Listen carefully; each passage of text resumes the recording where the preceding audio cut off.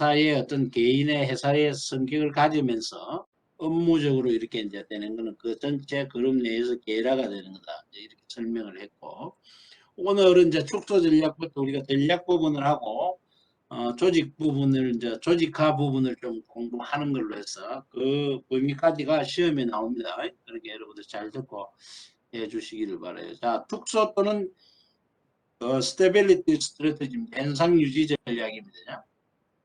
그래서 우리가 엄밀히 따지면 이 축소 전략이라는 거는, 현상 유지 전략이라는 거는, 축소 전략이 들어가지는 않지만, 기업의 특성에서 이제 한시적으로 갖는 전략인데, 이 전략이 사실 기업이라는 건 우리가, 존재한다는 건 뭐 그대로 있는 게 아니고 성장해 가는 걸 의미합니다. 성장 안 하고 현상을 유지하는 거는 상대적인 어떻게 보면 우리가 축소에 가까운 그런 전략이 되는 거죠. 그래서 이 전략은 그 한시적인 겁니다. 한시적인 거죠. 우리가 어려울 때 하는 겁니다. 그건 뒤에서 또 설명을 하고, 기업이 축소나 현상률은 굉장히 어렵다는 걸 전제로 하겠죠.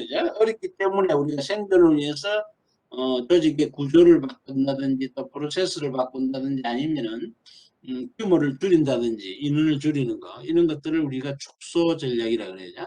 생존을 위해서입니다. 잘 나가면 기업이 줄일 리가 없겠죠. 그래서 이제 우리가 요즘 최근에는 이제 조금 이렇게 뭐랄까 채용 문제도 늘어나고 하지만은 얼마 전에도 어려우면은 기업들이 대부분 채용을 안 하잖아요. 그 자체도 하나의 보면 이제 현상 유지인데 상대적인 기업이 어렵다는 걸 이야기해 주는 거죠. 그래서 기업이 좋으면 우리가 성장 전략을 해서 이런 고용이 늘어나게 되는 겁니다. 자, 축소 전략의 처음으로 우리가 리스트럭처링의 문제가 있는데 조직의 재편이라고 해야죠. 리스트럭처링. 그런데 이제 우리가 이 리스트럭처링을 이제 여기 교재에서는 우리가 축소 전략으로 해놨는데 이거는 이제 반드시 우리가 축소 전략이라고만 보기는 어려울 수도 있어요. 이제. 그래서 이거는 이제 뭐 재편을 하는 그런 부분도 있기 때문에 그렇지만 많은 부분이 있어서 리스트럭처링을 할 때는 우리가 조직에 어려움이 있다. 그래서 바꾸는 경우가 많다는 거예요. 그런데 이제 좀 공격적으로 다이나믹하게 우리가 할 때는 꼭 기업이 어렵지 않더라도 우리가 기업이 그 미래를 위해서 갈 때는 사업 구조의 어떤 재편이라든지 이런 구조적인 문제를 바꿀 수가 있는 거죠. 그런 거는 우리가 꼭 축소 전략이라고만 볼 수는 없는 겁니다. 주로 이 이제 리스트럭처링 우리가 효율성을 높이는 거예요. 효율성을 높이고 성과를 개선하기 위해서 조직의 규모, 크기죠. 규모나 사업 구조 또는 운영 내용 등을 바꾸는 것을 우리는 리스트럭처링이라고 그러죠. 근데 여러분들이 또 들어보시겠지만 리엔지니어링이라고 들어봤을 거예요. 그래서 리엔지니어링은 주로 뭐냐면 우리가 이 프로세스 쪽입니다. 프로세스. 사업의 어떤 운영의 프로세스 있죠. 이제 직무의 또뭐 그 프로세스. 이 프로세스 업무의 과정이 되죠. 이 프로세스 자체를 우리가 개편하고 바꾸는 걸 리엔지니어링이라고 그러죠. 그렇지만 리스트럭처링은 규모나 사업구조 운용 내용 이런 겁니다. 리스트럭처링의 개념이 좀 어떻게 보면 크다고 볼 수가 있는 거예요. 그런 거를 바꾸고 가는 걸 우리는 리스트럭처링이라 한다. 그래서 이러한 현상들이 우리가 왜 축소나 이런 게 생기느냐 하면은 리스트럭처링이 생기느냐 하면은 사실은 이제 환경에 급격한 변화가 온다든지 굉장히 어떤 심각한 문제가 대두될 때는 생존을 위해서 우리가 바꿔야만 될 수밖에 없겠죠. 예? 그래서 요즘에는 미래지향적 성장을 위해서 아까 그 역동적으로 스스로 조직을 재편하는 경우도 있습니다. 위기가 아니라든지. 그렇지만 많은 경우는 이런 리스트럭처링을 할 때는 조직의 어떤 그런 심각한 문제에 봉착할 때 많이 합니다. 그래서 우리나라 같은 경우도 1997년도 IMF죠. 외환위기 이후에 리스트럭처링이 많이 이루어져요. 이건 뭐냐면 조직들이 어렵다는 겁니다. 그런 거를 반영을 해주고 있는 거예요. 다음에 이제 하나의 축소 전략으로서 다운사이징이 있습니다. 다운사이징. 자, 사이즈를 여기 이제 영어 그대로 보면 원어대로 보면 사이즈를 줄이는 거예요. 줄이는 건데 대표적인 다운사이징은 우리가 규모의 축소, 인력을 축소하는 겁니다. 특히 그런 걸 우리는 다운사이징. 이것도 마찬가지로 인력을 줄인다는 거, 규모를 줄인다는 건 우리가 비용을 줄이는 거죠. 비용을 절감하기 위해서. 그리고 상대적으로 효율성이라는 건 인풋과 아웃풋이니까 비용이 줄어들면 효율성은 제고가 될 수밖에 없습니다. 그런 걸 기대하고 조직의 규모를 줄인다. 대부분 이제 우리가 다운사이징 하면은 규모인데 인력 쪽에 우리가 많이 집중을 합니다. 그래서 다운사이징 한다 하면 노조나 이런 데서 상당히 또 심각하게 바라보고 그런 거죠. 그래서 대표적인 게 인력의 축소인데, 이게 보면 우리가 사례를 보면 이제 아모레 퍼시픽 같은 경우도 사실 많은 계열사를 가지고 이제 뭐 24개의 계열사가 있었어요. 그때 보면 이제 우리가 앞서 성경 전에 다각화를 얘기해서 보면은 비관련 다각화죠. unrelated diversification 해가지고 비관련 다각화, 자기의 핵심 역량이나 자기의 어떤 그런 가진 우수한 그런 그 측면을 활용하지 않는, 그러니까 그거는 뭐야, 비관련 다각화의 목적은 위험이 회피라 했잖아요. 내가 나중에 한 사업, 내가 있는 산업의 분야의 사업이 어려울 경우는 다른 사람으로 산업에 속한 사업으로 옮겨갈 수 있는 거죠. 그게 비관련 다각화의 장점이라 했는데, 자, 그러면 아모레퍼시픽이 이게 1995년 망하기 직전까지 보면은 금융이나 건설, 막 이렇게 다양한 분야로 진출해서, 사실 아모레퍼시픽은 우리가 그 화장품 쪽이잖아요. 화장품 쪽 그런 건데, 그러다 보니까 상당히 95년에 망하기 직전까지 갔는데, 이렇게 다운사이징을 하게 됩니다. 하면서 약 10년에 거쳐서 24개의 계열사를 6개를 줄여야죠. 그 핵심은 미와 건강에 이제 집중을 하면서 회생을 하게 됩니다. 그렇게 다운사이징을 한 성공 사례에 들어가는 거고, 그 다음에 이제 우리 여기 나와 있는 사우스 웨스트죠. IMF 외환위기 이후로 미국 같은 경우는 이제 외환위기가 아니고 테러이죠. 9.11 테러 이후로 상당히 그 항공사들이 어려웠죠. 항공사고가 있고 나서. 그러다 보니까 이렇게 많은 항공사들이 에어웨이즈 샀고 이런 항공사들이 문을 닫게 되죠. 많이 사라져 갔는데, 물론 이제 다운사이징이나 이런 구조 조정을 했지만은 없어졌어요. 그렇지만 우리가 사우스 웨스트라는 항공사는 주주보다는 종업원이 우선이다, 직원이 우선이다는 중요한 인식을 가지고 그 어려운 상황에서 한 명도 이렇게 해고를 안 했어요. 인력을 다운사이징을 안 했습니다. 그리고 이제 그 대신에 노사가 하합을 했어. 노조, 우리가 종업원 입장에서는 고용하는 측면에서 어려움에도 불구하고 한 명도 이렇게 해고를 하지 않으니까 굉장히 고맙고, 공정의 어떤 그런 뭐랄까 마음가짐으로 무급으로 근무를 하게 돼요. 무급으로. 그러다 보니까 1년도 안 돼서 이제 사우스 웨스트는 정상화를 맞이하게 됩니다. 그래서 사우스 웨스트가 그런 쪽으로서 우리가 또 하나의 무조건 우리가 이렇게 어려울 때 다운사이징 하는 게 꼭 중요한 건 아니다 하는 걸 이제 이 회사가 그런 걸 보여주고 있고, 뭐 이 다운사이징은 여러분 교재에도 나와 있듯이 우리가 자석전에 기내식 이런 걸 해지하면서 가격을 다운해주고 하는 그런 쪽으로 우리가 상당히 좀 뭐랄까 선도적 이런 개선책을 써가는 그런 회사의 하나죠.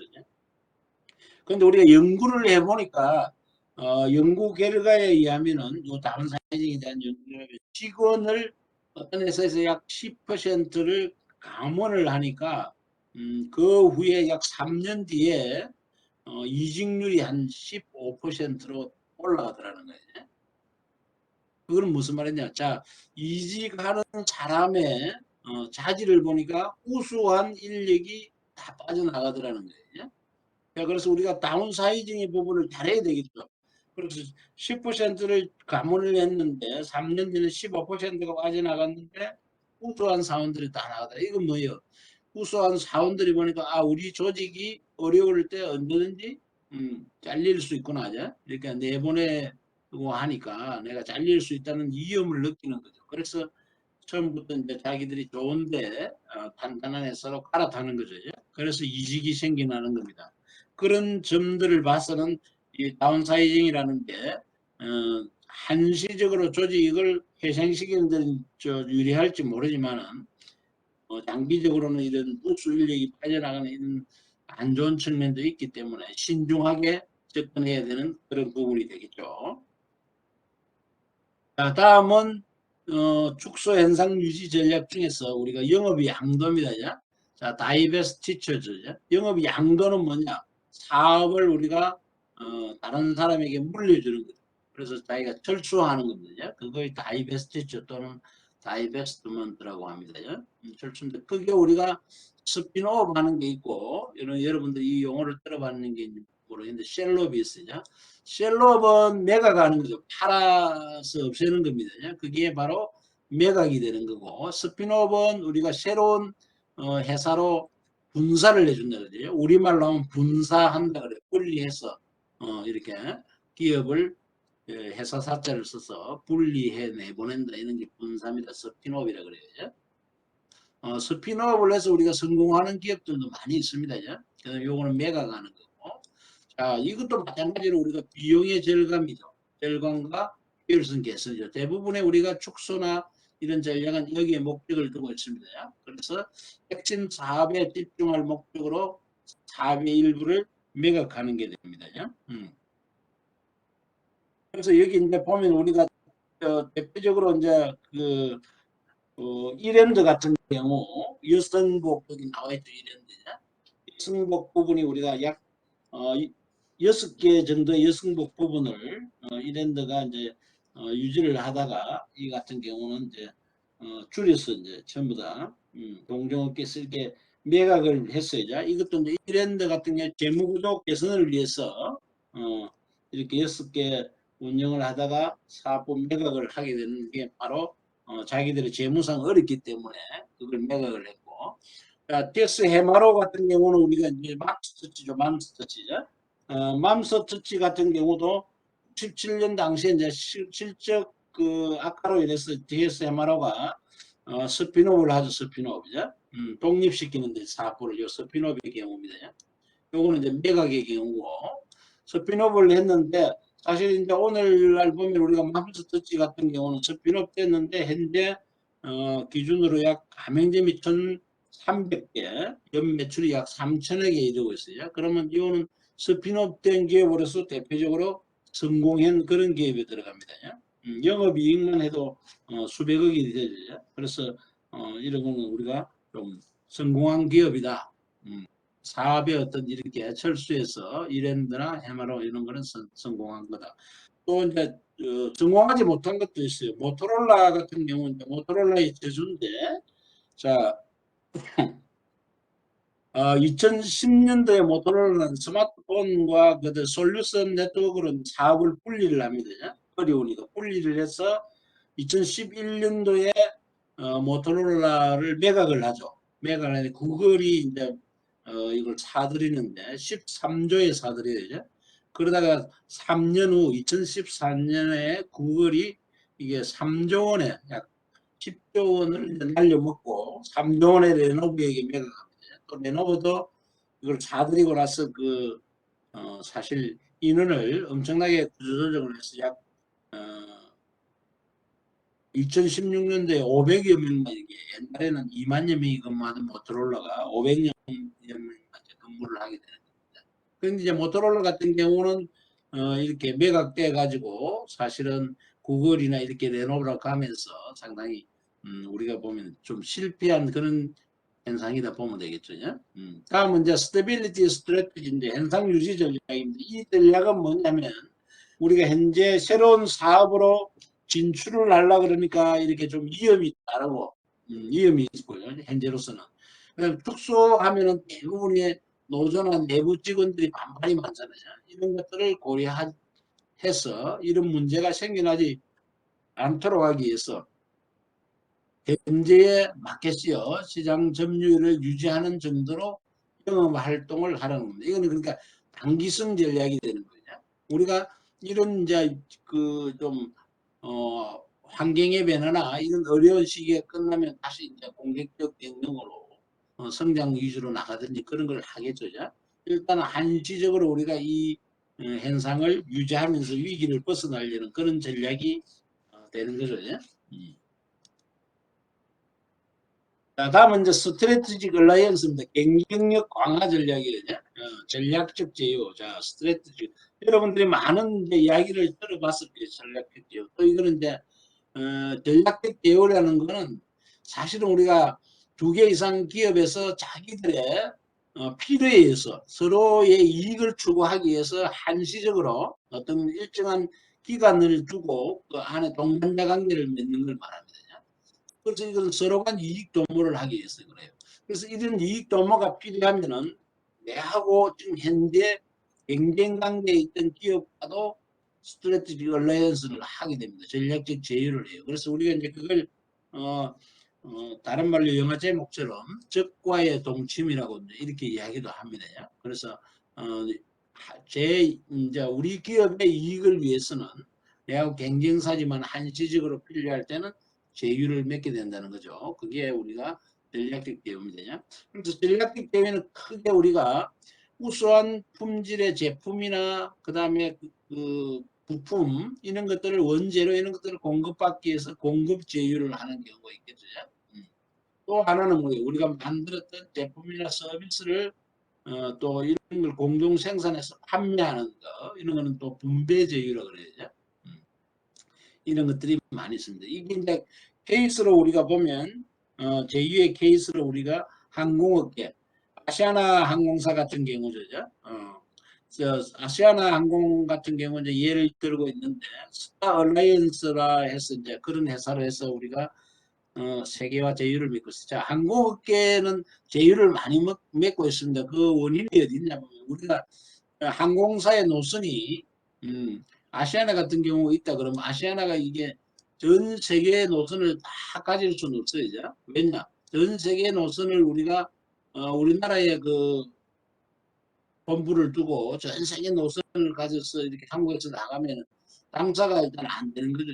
다 이렇게 황금 노선이 될 수 없잖아. 그래서 아시아나에서 분석해 보건데 우리나라 관광객이나 업무차 많이 가는 지역의 중심으로 이 노선을 가지고 있는 거예요. 그래야 이익이 남기 때문에. 그럼 항공사 아시아나를 이용하는 항공사 고객이 물론 아시아나가 노선을 가지고 있는데만 이렇게 쭉 하면 좋은데 그렇지 않는 사람들도 있겠죠. 다른 노선도요. 그러면 이런 어떤 근접된 노선까지는 아시아나 항공을 타고 가고 그 다음에 여기서는 제휴회사들이 있습니다. 제휴회사들로 해서 그 회사의 항공기를 아시아나하고 연계가 돼서 또 이용을 하게 되는 거예요. 항공사는 이런 게 많아요. 그래서 우리가 외국의 이런 뭐 특히 우리나라 항공사 취향 안 되는 뭐 아프리카나 이런 데 간다 그러면 아프리카 일부에 좀 그런 데 갈 때는 우리가 뭐 미국이나 아니면 또 유럽이나 남미 쪽으로 이렇게 가서 어떤 지정된 그런 데 가서 그쪽에 또 지향하는 항공기와 연결을 해서 이렇게 연결해 주잖아요. 그런 게 우리가 여행을 하다 보면 티켓팅 할 때 보면은 그런 노선을 엮어주는 겁니다. 그런 것들이 대부분 왜냐 항공업계들이 제휴를 맺고 있다는 거예요. 제휴를 맺고 서로가 이제 자기들이 이익을 많이 내는 노선 중심으로 운영하려고 그렇지 않은 데는 제휴 맺은 회사와 연결을 해서 하는 거예요. 그러니까 상호 간의 이익을 추구하는 거죠. 그런 게 이제 그런 거고 자동차 업계도 이제 그런 게 많습니다. 일본 자동차의 대표적 회사인 토요타 같은 경우는 자본 및 포괄적 제휴 그러니까 돈과 이런 걸 이제 좀 포괄적으로 그런 제휴를 맺기 위해서 전혀 자동차하고는 좀 관계성이 없어 보이는 후지중공업 또는 마스다 또는 뭐 좀 경쟁업체를 할 수 있는 히노 자동차 이런 데와 이제 제휴를 맺는 경우도 있고 또 그다음에 16년도에 토요타는 이제 사실 경차 부문 경쟁사였던 스즈키하고도 이렇게 제휴를 맺습니다. 이거는 뭐냐면 자율 주행 기술의 어떤 표준화를 선점하기 위해서 두 회사가 힘을 합치는 거예요. 평소에는 경쟁가 아닌데 아까처럼 그 적과의 제휴가 되는 거죠.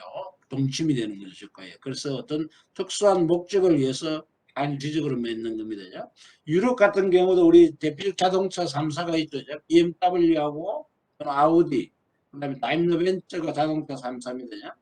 이 회사들도 우리가 자기들이 그 자율주행에 중요한 디지털 자료 부분에 공동 협력을 하기 위해서 그래서 그쪽에 하나의 상당히 중요한 요소가 지도 정보입니다. 지도 정보죠. 지도 정보 서비스를 받기 위해 그 핀란드의 히어라는 회사를 공동으로 인수를 해요. 그것도 하나의 전략적 제휴가 되는 거고, 또는 우리가 이렇게 오토바이죠. 오토바이 전동 스쿠터 쪽에서 혼다하고 야마하가 상당한 경쟁사인데 여기도 또 필요에 따라서 제휴를 맺는 그런 경우도 나와요.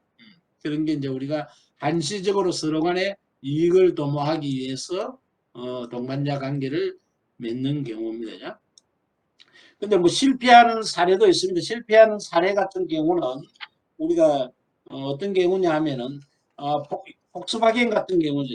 폭스바겐이 그 2009년도에 인도나 일본 시장을 공략하고 또는 소형 자동차 기술을 습득하기 위해서 확보하기 위해서 우리가 미국 GM에서 독립한 일본의 스즈키 자동차 회사를 업무와 또는 자본 제휴를 맺어야죠. 폭스바겐이.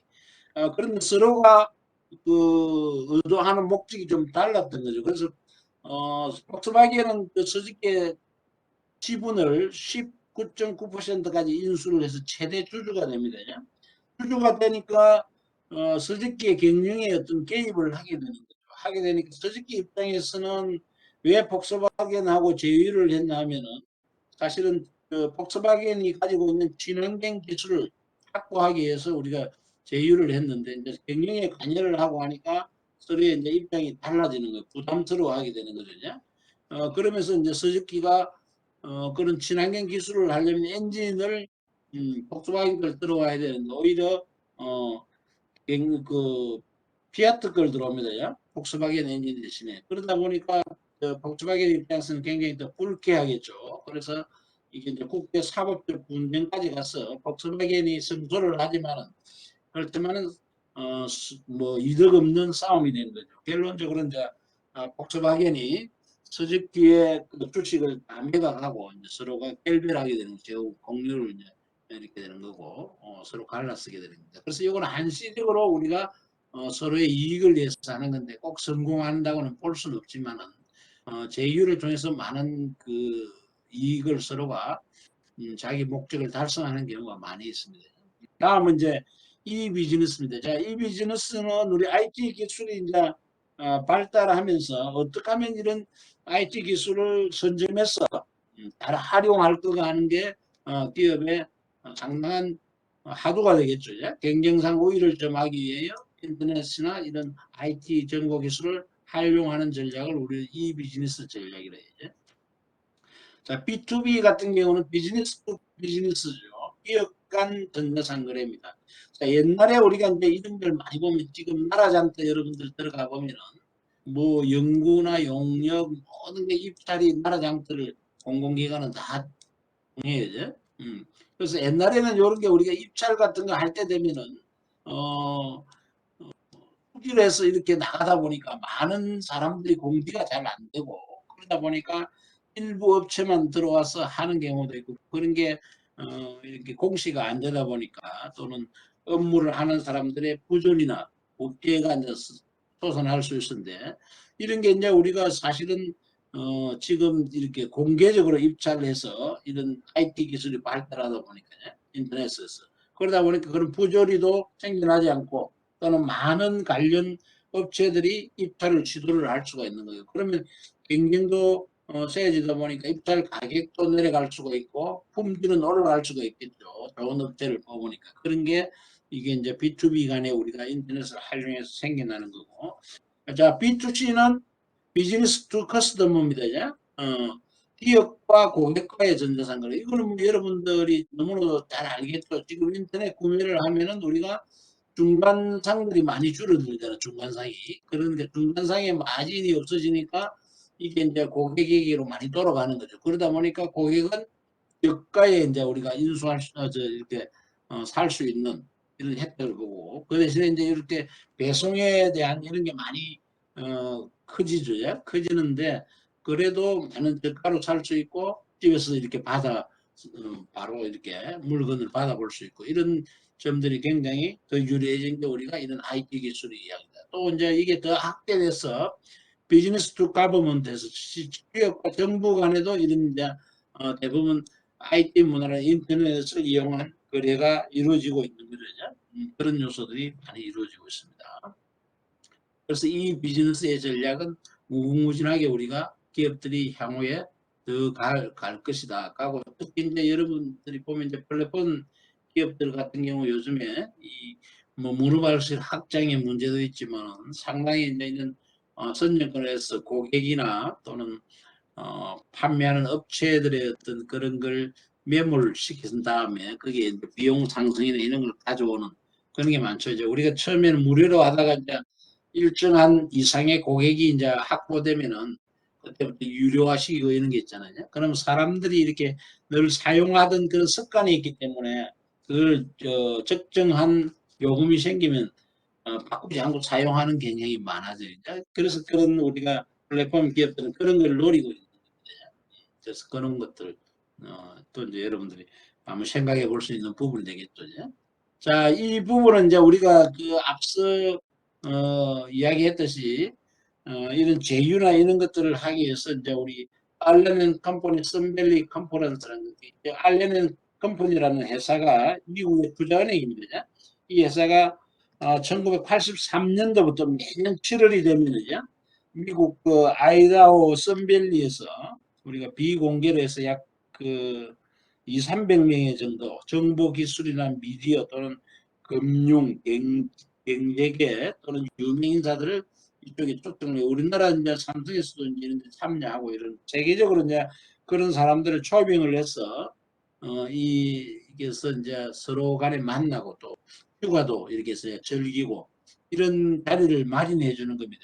그런데 이런 데서 이제 우리가 많은 그 합병이나 M&A나 또는 스트래티지 얼라이언스 전략적 제휴가 이런 게 많이 생기고 있어요. 자, 여기도 보면은 토요타의 아키오 사장하고 스즈키의 오시무 스즈키 자동 대장이 이제 전략적 제휴를 여기서 이제 하게 되는 거예요. 맞추고 나오는 그런 경우. 이런 것들이 있고 이제 여기서 일어났던 대표적인 게 아메리칸 온라인과 타임워너의 합병, 그다음에 디즈니의 ABC 방송 인수 이런 것들이 이제 이런 컨퍼런스에서 생겨나는 겁니다. 그래서 이제 이런 거는 우리 투자은행이 그런 자리를 만들어줬지만 사실은 이거는 뭐 우리 그 상위에 있는 사람들의 그 휴가 겸 잔치죠. 그런 요소들을 참고적으로 여러분들이 보면 되겠습니다. 성장 전략의 수단은 여러분들 교재 앞부분에서 우리가 나왔던 거죠. 기업의 성장. 우리가 기업이 우리나라에도 이제 옛날에 10대 기업에 있었던 데에서 1970년대 이제 10대 기업으로 살아남은 기업이 삼성하고 LG밖에 없죠. 그런 식으로 기업들이 많이 이렇게 소멸하고 생겨나는데 이 인수합병이라는 것은 사실 성장 전략 자체는 아니고 우리가 성장 전략을 하기 위한 하나의 수단입니다. 수단이냐.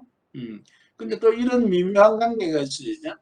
우리가 그 인수를 하거나 합병을 하는 기업은 성장을 하는 거죠. 그렇지만 비대상 기업, 그러니까 인수를 당하거나 합병을 당하는 기업은 성장 전략이 아닙니다. 그거는 뭐예요? 우리가 아까 말했던 축소 전략의 다이버시티 있죠. 축소 전략의 철수 전략이에요. 내가 매각을 하는 거죠. 여기서 합병을 하면. 그렇잖아.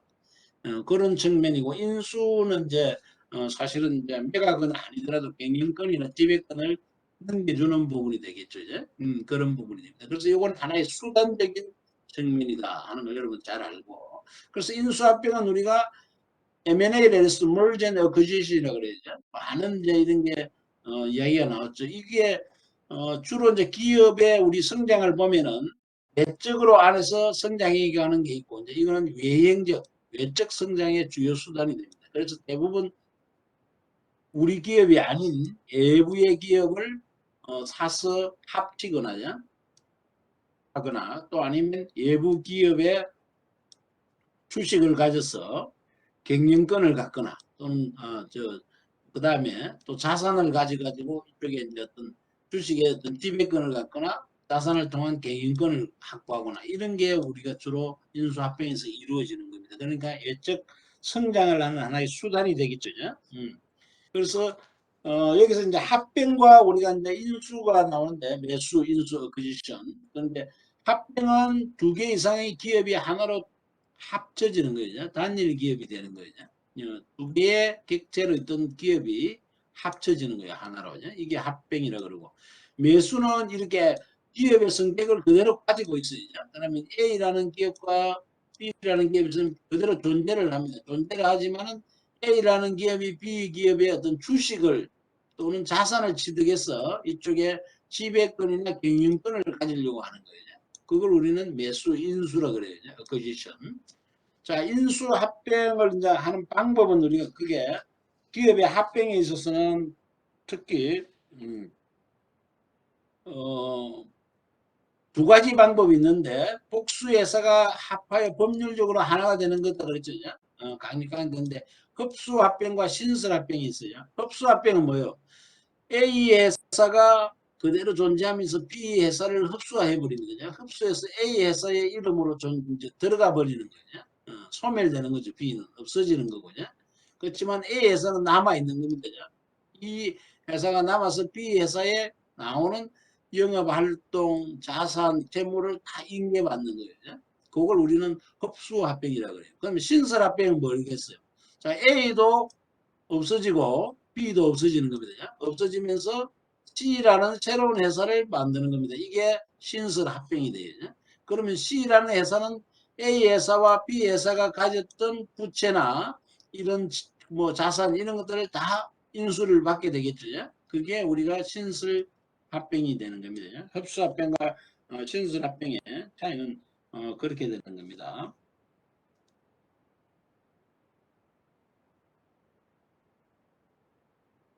그래서 이제 인수회 같은 경우는 우리가 한 기업이 다른 기업의 주식을 일부 또는 전부를 취득하는 거거든요. 이거는 뭐냐 우리가 여러분들 TV에 이런 드라마 보면 이사회 나오잖아요. 이사회. 이사회에서 보면 서로가 이제 그 경영권에는 뭐예요? 하면 전문 경영인의 선임권이죠. 선임권. 선임을 해서 내 말을 잘 듣는 그러니까 자기 계열에 있는 경영자를 앉히기 위한 거거든요. 그러다 보니까 이거 누가 최대 주주가 되느냐에 따라 의결권을 많이 가질 수 있으니까. 그래서 드라마 보면은 서로 이렇게 주식을 가져가지고 경영권을 가져가려고 그런 경쟁하는 게 나오잖아요.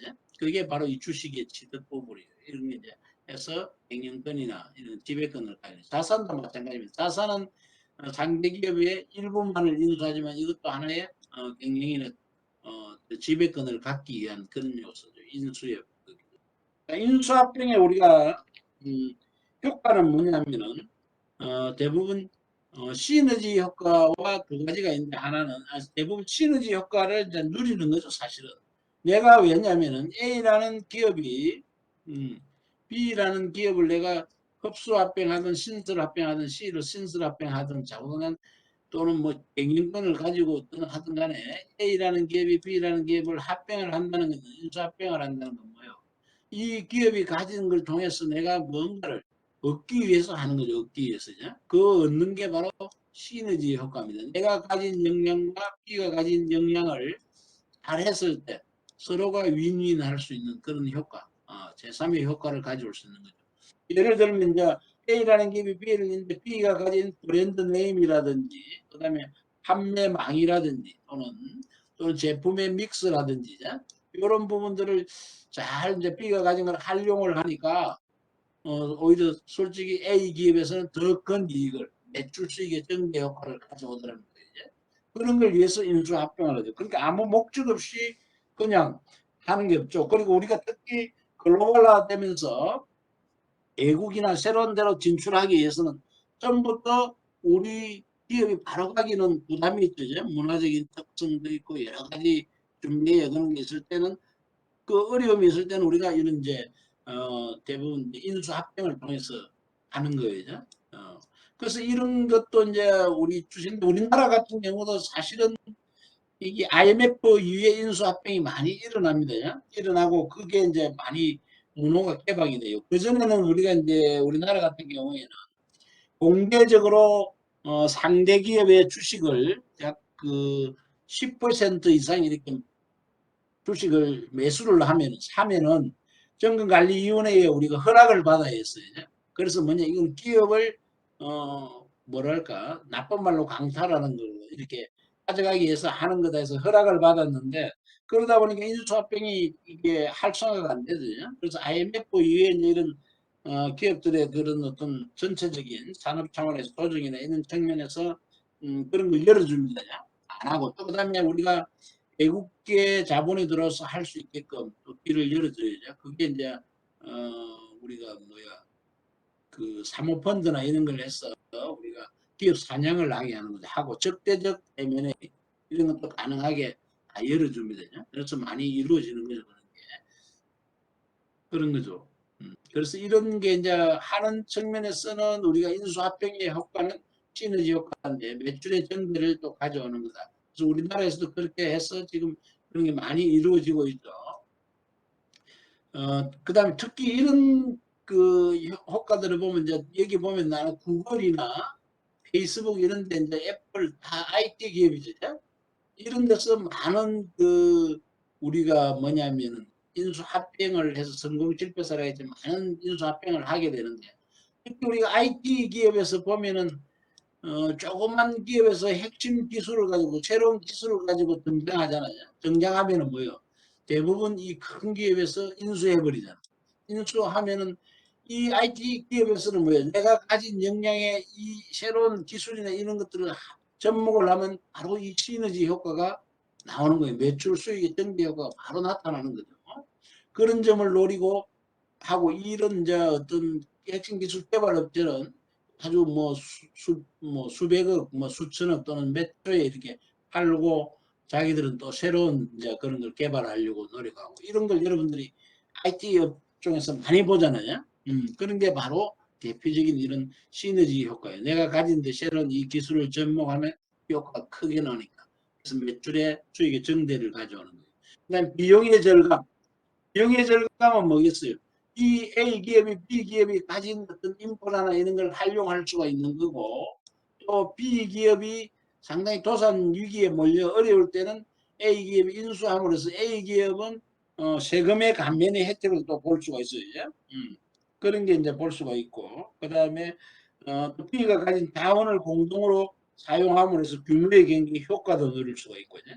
그런 거 우리가 이런 것들을 이제 또 동종 산업 내에서는 이 기업이 가진 마켓시어, 시장 점유율이나 이런 것들을 가져옴으로 해서 상당한 시장 지배율을 가졌죠. 이런 것들은 뭐야?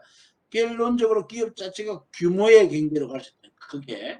근데 우리가 규모의 경제는 코스트 쪽입니다. 비용의 절감을 가지고 규모가 커질수록 그런 쪽으로 또 효과가 있는 거고. 그다음에 현금 흐름의 개선 효과입니다. 이렇게 앞서 말했듯이 이제 세금의 감면을 통하면은 우리가 재무 건전도가 높아집니다. B를 인수해서 세금하면 A도 재무 건전도가 높아지죠. 재무 건전도가 높아지면은 우리가 기업이 운영하기 위해서는 자기 자본과 타인 자본이 있잖아요. 자기 자본은 관계없지만 타인 자본을 빌릴 때 우리가 재무 건전성이 높을수록 자본을 빌리는 비용, 자본 비용 어떻게 이자죠 이런 게 싸게 빌려올 수 있다는 거죠. 자본 비용이 싸질 수가 있고 그 다음에 돈도 많이 빌릴 수가 있는 거죠. 국제의 어떤 능력 이런 것들이 뛰어나게 되는 겁니다. 그 다음에 거기에 따른 또 운용 비용 이런 것도 감소가 되고 그 다음에 이제 그런 걸 통해서 우리가 또 현금 흐름이 개선됨으로써 이염이 감소가 될 수 있겠죠. 이런 요소들을 노리고 우리가 인수 합병을 하게 되는 겁니다. 그래서 이제 성공 사례를 보면 이제 구글 같은 경우는 80년 이후에 약 18년 만에 196개를 M&A 죠. 페이스북 같은 경우도 우리가 뭐 여러 개 하는데 페이스북 같은 경우도 이제 뭐 IT 기업을 54개 정도, 그 다음에 애플도 50여 개. 시스코 이제 여러분들 지금 이제 웹엑스 이 시스템 그 네트워크 시스템 쪽에 이제 강한 시스코도 130여 건 이제 이렇게 하게 되죠. 특히 이제 SK 같은 경우는 어떻습니까? SK는 1980년대에 우리가 유공을 인수해요. 유공을 인수하고 그다음에 94년도에 한국이동통신을 인수하죠. M&A 해가지고 유공은 지금 우리가 에너지 부분에 SK 에너지 부분의 핵심이 되는 거고, 그 다음에 한국이동통신 같은 경우는 뭐예요? 지금 IT 쪽이죠. 우리가 정보통신 쪽에 지금 SK텔레콤 사고 이렇게 정보통신 쪽에 우리 핵심이 되는 거예요. 그래서 이 두 가지의 중요 핵심 사업을 SK가 인수해가지고 자리를 마련하는 거고. 자, 성자의 저주. 성자는 뭐냐, 이게 인수합병해서 좋지 않은 결과를 가진 실패 사례가 되겠죠.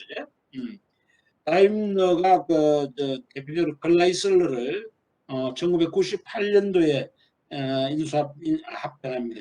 400억 불을 주고. 그렇지만 이게 효과를 내지 못하고 2007년도에 약 60억 불의 매각을 해요. 그러니까 대표적으로 실패를 한 거고. 그 다음에 타임워너도 마찬가지입니다. 아메리칸 온라인을 갖다가 인수를 2,840억에 해서 약 93%의 이거는 이제 그 자산을 잃어버리는 거죠.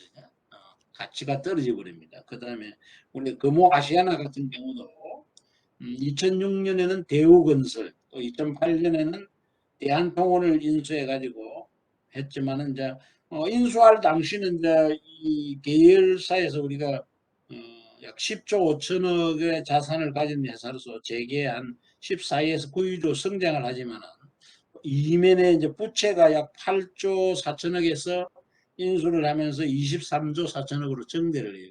굉장히 그 부채가 높아지면서 부실을 하게 되죠. 그러다가 보니까 2006년도에 인수한 대우건설은 2010년도에 산업은행에 다시 매각을 하고, 그 다음에 2008년도에 인수한 대한통운은 2011년도 CJ 대한통운으로 가죠. CJ가 인수를 해서 자체 가지고 있는 물류회사하고 합쳐서 CJ 대한통운을 해서 어려움을 있다가 지금 CJ 대한통운은 이제 이 물류 쪽으로 해서 탄탄히 자리를 잡은 그런 경우에 해당되지만, 금호 아시아나 입장에서는 이 성자의 저주입니다. 실패한 경우에 들어가게 되는 거죠.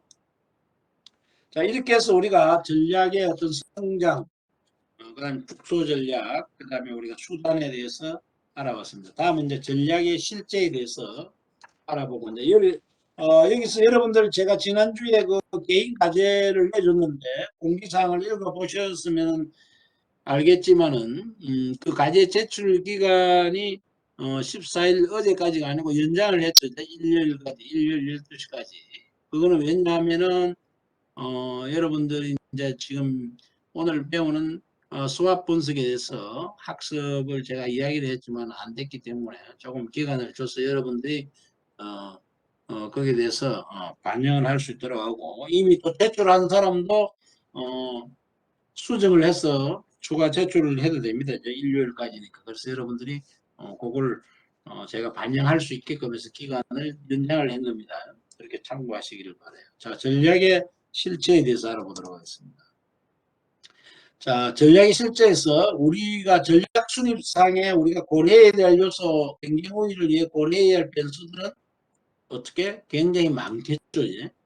굉장히 많은데, 그래도 대표적으로 보면 우리가 생산하는 제품의 원가가 얼마고 품질이 어떻더라, 이런 요소들은 중요하죠. 원가가 싸면은 우리가 코스트 리더십 스트래티지, 원가 우위 전략이라고 할 건지, 품질이 아주 좋다, 우리 제품이 차별화가 되다, 디퍼런시에이션 스트래티지, 차별화 전략을 할 건지, 이런 게 이제 전략을 수립하는 데 있어서는 아주 중요한 거죠. 그 다음에 새로운 아이디어를 창출해낼 수 있는 지식과 얼마만큼 빨리 그렇게 해낼 수 있는가, 이거는 상대 우리 경쟁사에 비해서 굉장히 유리한 점이 되겠죠. 신제품의 선진권을 가지고 시장을 지배할 수 있습니다. 이런 게 우리가 전략 수립에 있어서 상당한 중요한 요소들이 되겠죠. 그 다음에 진입의 장벽, 내가 있는 산업 자체의 진입 장벽이 없다. 그리고 내가 새로 진출하려는데, 또는 내가 현재 속도가 높기 때문에 경쟁사들이 들어오기 어렵다. 아니면 내가 새롭게 진출하려는데 어떤 때는 진입 장벽의 요소, 지난번에 설명을 드렸죠. 진입 장벽에 대해서요. 그 다음에 자본이 얼마 있느냐. 자본이 많으면 공개 경영이 가능하겠죠. 많이 투자하고. 그래서 자본이, 또 타인 자본이 많으면 압박을 받을 수도 있고, 이런 요소들이 우리가 고려해야 될 핵심적인 요소들입니다. 그 외에도 많은 변수들이 있을 수 있어요. 그렇지만 이런 요소들을 최소적으로 고려를 해야 된다. 그래서 조직상의 어떤 전략 추진과 적용 전략을 보면은 우리가 조직을 이제 코퍼레이트, 이게 전사적 전략이라 그래야 되나? 코퍼레이트 레벨이라 그러냐? 코퍼레이트. 이게 전사적 전략이고, 이게 사업 전략은 비즈니스, 비즈니스 전략이라 그러죠. 비즈까지만 쓸게요. 그래서 사업 전략인데, 전사적 전략은 우리나라로 생각하면 간단하면 여러분들이 음, 물론 이제 해석했지만 옛날에 보면 우리가 그룹이죠, 그룹. 조직의 그룹 차원에서 이렇게 운영을 할 때 보면 이게 바로 코퍼레이트 레벨이거든요. 그래서 이 레벨에서 할 수 있는 거는 뭐예요? 코퍼레이트에서 우리가 어떤 분야로 진출할 건가, 산업의 어떤 분야로 갈 건가 하는 이런 걸 결정하고 그쪽으로 자원을 대표 투자하는 그런 게 이제 이 코퍼레이트 레벨에서 이루어지죠. 그다음에 이제 비즈니스 레벨이라는 건 뭐예요? 우리가 비즈니스 레벨이라는 전에 얘기했던 SBU 단위죠. 전략적 사업 단위, 스트래티직 비즈니스 유닛이죠. 우리가 하는 사업 단위에서, 그러니까 요거는 단일 사업이 되겠죠. 그 안에서 경쟁사와 어떻게 경쟁해서 이길 건가 하는 겁니다. 그게 바로 비즈니스 레벨의 전략이라 했죠. 전사적 전략에서 우리가 쓸 수 있는 거는 보니까, 우리의 그 산업을 어디에 구성을 해서 자원을 어떻게 배분할 건가 하는 게 바로 포트폴리오 방법입니다.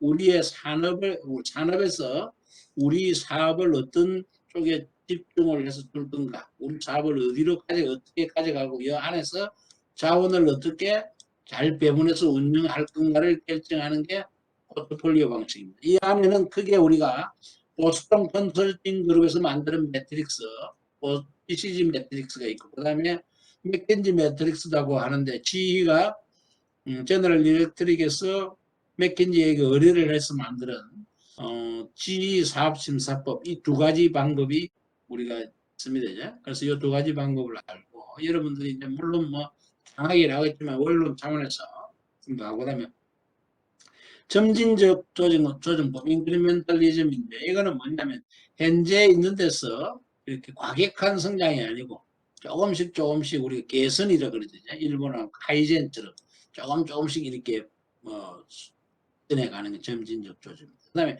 조합 분석은 사실은 뭐 전사적 수준이나 사업 전략이 다 쓸 수 있는 그런 분석법이고, 그 다음에 사업 전략에서 쓸 수 있는 거는 우리가 포트에 보는 것들이 있습니다. 포트는 그래서 이게 뭐냐, 사업의 우리 시장의 범위와 그 다음에 경쟁 우위의 원천을 따라서 크게 보는 전략을 우리가 저 원가 우위 전략이냐 아니면 차별화 전략이냐, 그 다음에 시장의 규모에 따라서 집중화 전략, 원가 우위 집중화 전략이냐 아니냐, 포커스 전략이죠.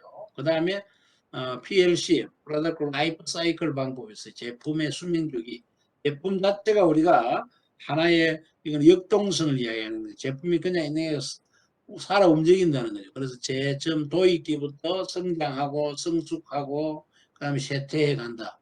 이런 거예요. 이럴 때 우리가 이런 도입기, 성숙기, 성장기, 성숙기, 쇠퇴기에 써야 될 전략이 달라진다는 거예요. 그런 것들을 강조하기 위한 논리.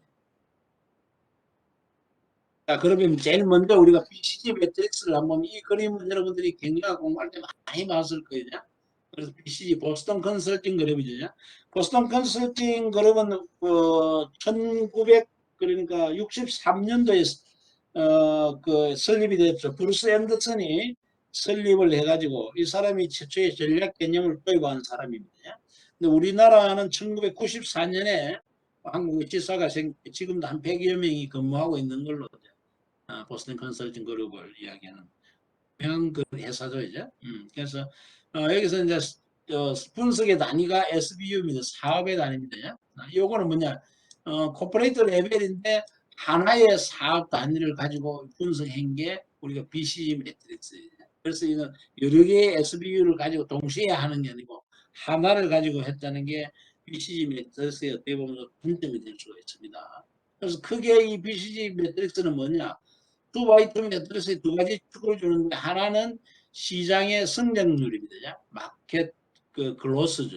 시장의 성장률. 또 하나는 마켓시어, 시장의 점유율이다. 자, 이거는 뭐냐면 이거는 이제 어떻게 성장률인데 이거는 시장의 성장의 가능성이죠. 우리가 성장할 수 있는 가능성을 이야기해 준다면, 자, 시장의 점유율이라는 건 뭐냐? 우리가 많이 지금 점유를 하고 있다는 거는 많이 돈이 들어오고 있다는 거예요. 판매를. 이건 성장의 가능성은 뭐예요? 성장 가능성이 있는 산업 분야이기 때문에 우리가 투자를 많이 해야 된다는 거죠. 돈이 들어가는 부분이고, 이쪽은 돈이 들어오는 부분이죠. 그런 부분들을 이제 여러분들 염두에 두고 보면 돼요. 그래서 제일 먼저 우리가 보면은, 자, 물음표 같은 경우는 이제 현금주수를 한번 볼까요? 먼저 스타를 볼까요? 스타는 현재 시장도 많이 점유를 하고 있어요. 그 다음에 성장률도 좋습니다. 가능의 율도. 그러다 보니까 돈이 많이 들어오고 또는 많이 나가게 되는 거죠. 이 성장률이 높으니까. 이런 현금 흐름이 필요하다. 그래서 이것은 현금의 필요성을 굉장히 가지는 거죠. 그 다음에 현금 특수는 뭐냐?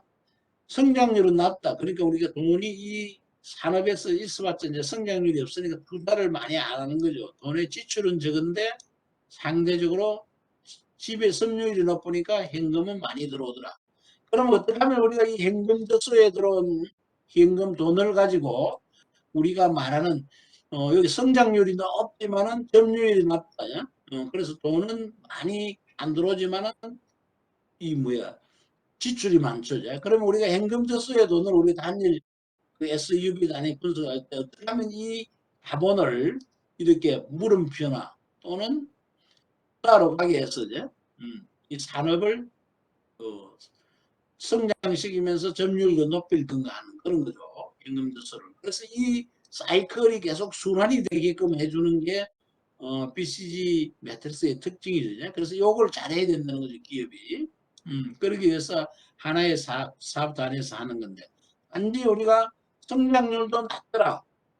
그 다음에 시장 점유율도 낮을 때는 우리가 도구라든지 이런 게 하나의 애칭을 쓴 거죠. 캐스점마크, 스타, 캐스카우, 그 다음에 도구 이렇게 썼는데, 대의 수준으로 가면 돈도 안 들어오고, 나가는 것도 적고, 전망도 없고, 이럴 때는 사업에 철수를 해라.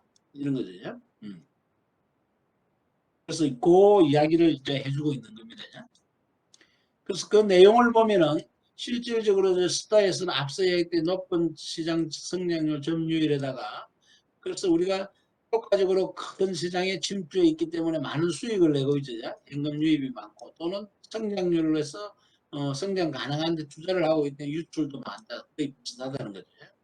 그래서 이거는 성장 전략이 되고 많은 투자 자금이 필요한 거다. 물음표는 뭐예요? 물음표는 앞서 말했듯이 시장 점유율은 낮은데 성장률이 높죠. 그러면 투자는 많이 이루어지게 되는 거죠. 돈이 더 필요하다는 거죠. 현금 유출이 많으니까. 그래서 이쪽에서는 우리가 돈이 적으니까 성장 가능성이 있는 데만 투자하고 그렇지 않은 데는 철수를 해야 되겠죠. 그래서 우리가 경쟁력이 확보될 수 있는데 집중 투자하고 나머지는 철수를 고려해야 되는 거예요. 물음표에 있을 때는. 자, 현금 적소는 뭡니까? 유입이 많이 되는 거죠. 현금이 많이 들어오는 겁니다.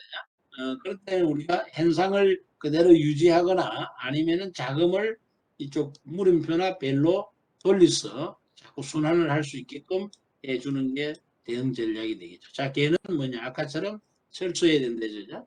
여러분들이 이런 상황을 보면 BTC 매트릭스를 어떻게 이제 활용할 건가 하는 게 나오는 거죠.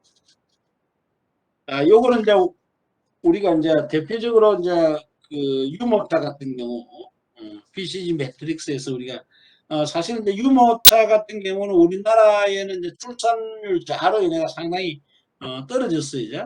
이게 떨어졌는데 국내 유모차가 한 30만 대 수준이 납니다. 30만 대. 30만 대 수준이고 우리나라 거는 약 10만 원에서 20만 원 정도 30만 대인데 그 정도에 이게 되면서 상당히 이제 정체된 그런 산업으로 들어가죠. 이제 성장률이 없는 사실은 이제 그런 데 들어가서 이제 어떻게 보면 개 쪽으로 우리가 빠질 수 있는 그런 위치에 있었는데 이때 이제 우리가 보면 외국의 이런 유모차가 옛날에는 유모차가 이 애기들이 앞을 보고 이리 갔잖아요.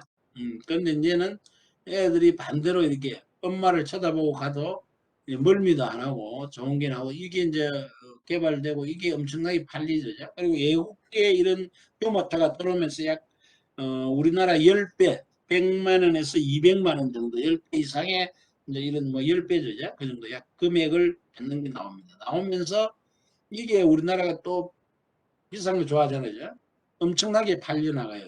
나가면서 다시 이런 산업 자체가 활성화가 돼요.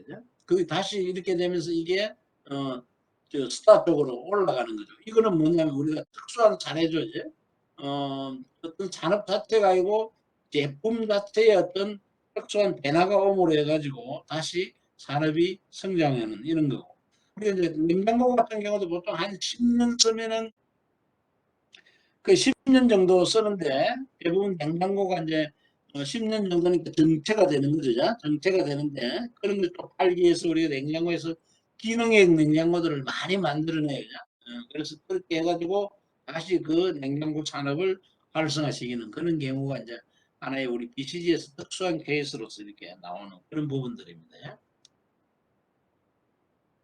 자, 다음은 이제 G 사업심사법인데 제너럴 일렉트릭에서 맥켄지 매트릭스라고도 합니다. 맥켄지 회사에서 주고 맥켄지도 컨설팅 회사죠.